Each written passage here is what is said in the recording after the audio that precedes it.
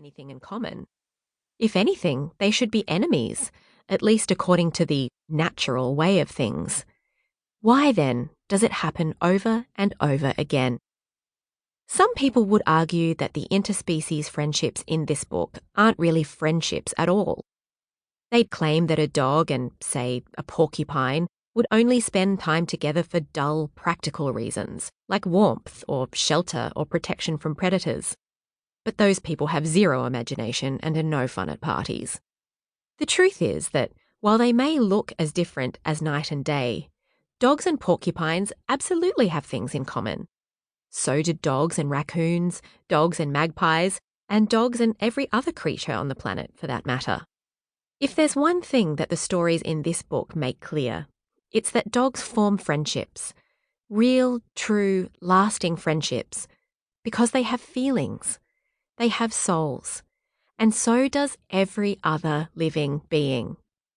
They all feel happiness and sadness, excitement and grief. They all love to play. Sometimes they're cranky.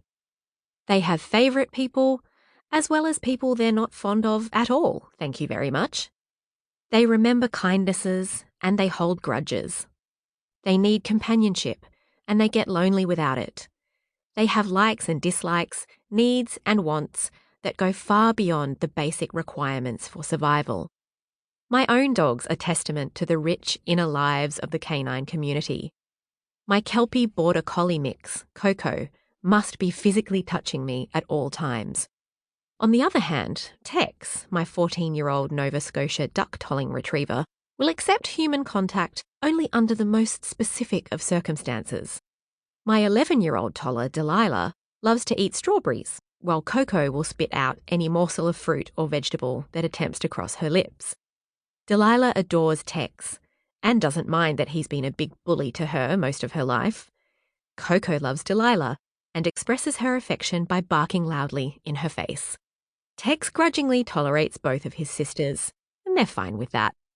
The really strange thing about unlikely animal friendships is not that they happen, it's that we humans think of them as unlikely in the first place. What's so unusual about two souls meeting and connecting, even if one is furry and one is feathered, or one is little and one is large? Nothing. Such relationships are the whole point of existence. They are both as commonplace and as miraculous as two little girls bonding over a bomb scare. It's even less surprising that one half of each of the duos in this book is a dog. Dogs are the ultimate ambassadors for friendship. While they're commonly known as man's best friend, a more accurate title would be everyone's best friend.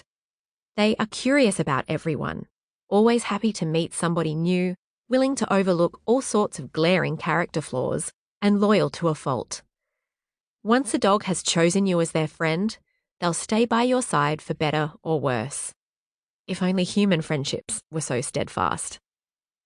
As you read this book, I challenge you to think of these heartwarming interspecies friendships not as weird or unlikely, but as evidence that embracing difference is every bit as wonderful as celebrating similarity. If more of us sought to befriend those who appear to be different from ourselves, we might learn that we are all more alike than we ever imagined. If we all followed the example set by dogs, the world would be a friendlier place. G-Bro and Buttons. Golden Retriever meets Deer. There's an age-old adage in the United States. Everything is bigger in Texas. Technically, the saying refers to the size of the enormous southern state. Texas is the second largest American state, at 695,660 square kilometers, and has the fastest growing population and 3 of the 4 fastest growing cities in America. But plenty of things are bigger in Texas besides just geography and the number of inhabitants. The hats, for example. Texans sure do love their 10-gallon Stetsons.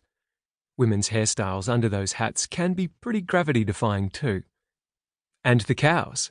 The horns of the iconic Texas Longhorn can extend more than 2.5 meters from tip to tip.